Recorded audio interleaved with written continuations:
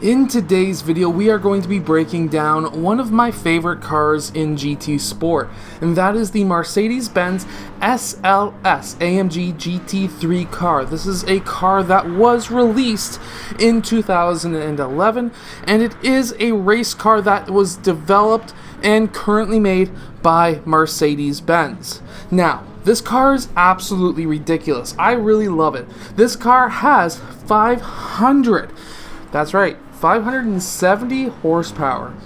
Absolutely amazing. And of course, the max torque is 69.6 kilograms, but again, that is not something that I understand. I'm more into pounds, which is somewhere in the range of 500 feet-pound of torque, which is absolutely amazing. This car was first debuted in the 2009 Frankfurt Motor Show. Wow, I cannot talk today.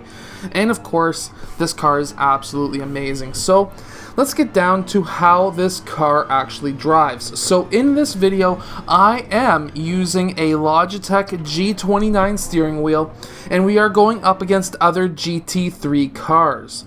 Now, this car, when you start driving it, it doesn't feel special at first. But when you start comparing it against other GT3 cars, it feels special. Now, the nice thing with GT Sport is the fact that, of course, this game actually gives you the different feelings of the different cars. Not every car feels the same.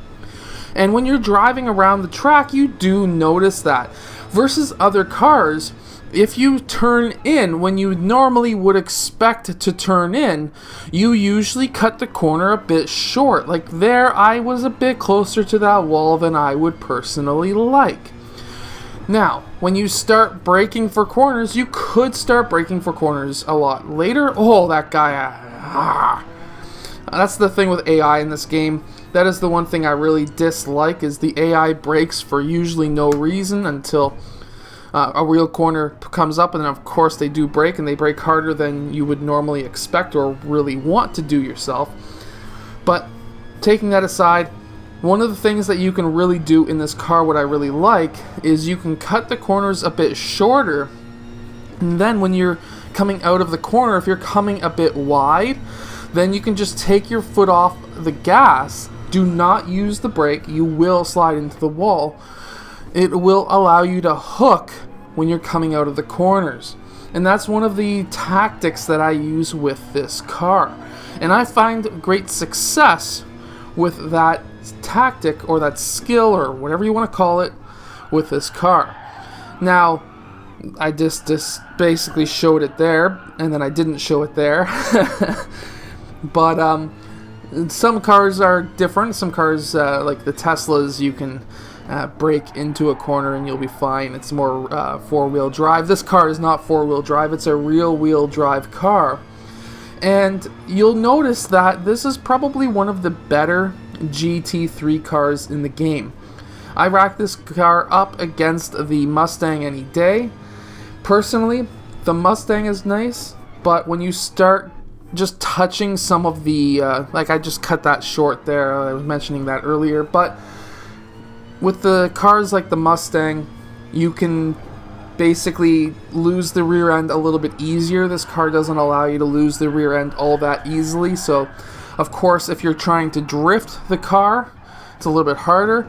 Of course, when you do lose the rear end like I just did there, you tend to overcompensate easier than you would in some other GT3 style cars. So that is something to keep in mind as well.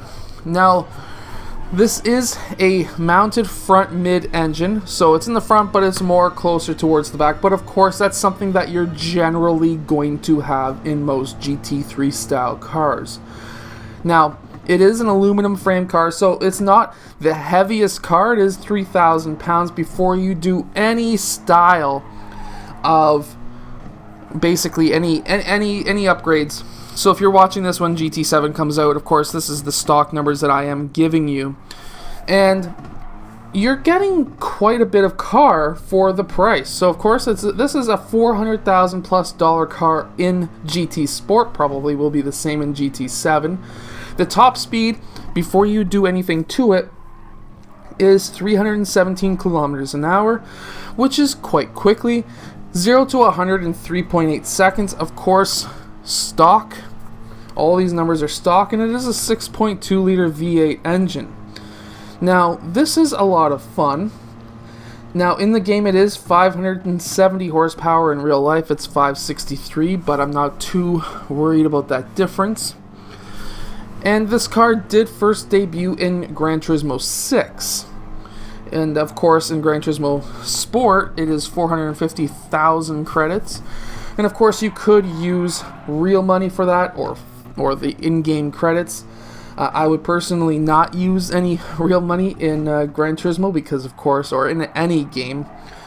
But that's just everyone's personal opinion.